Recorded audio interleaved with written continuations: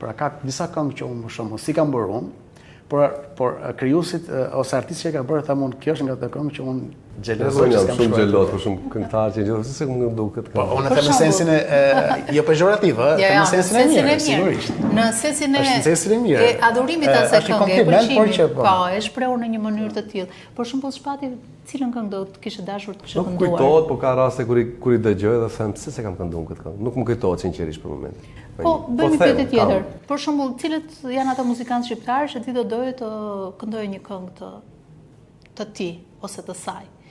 Një kompozitor, për shembull. Këndoja një këngë të ti. Po. Për shembull, të Gjebreas kam desh.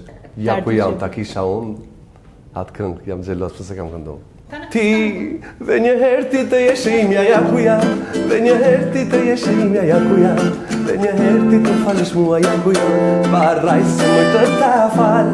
Dhe një herë ti të jesh imja, ja ku jam. Dhe një herë ti të jesh imja, ja ku jam. Dhe një herë ti të falësh mua, ja ku jam. Dhe vdekja më let na ndaj. Është një këngë mediterane që është fiks stili. Po, është por mos thonë që është kënga e parë mezetare që është krijuar në Shqipëri. Mirë që s'më ke pyetur për këtë këngë, se do t'ja marrësh. Ta kisha vjedhur. Do t'ja kishe vjedhur.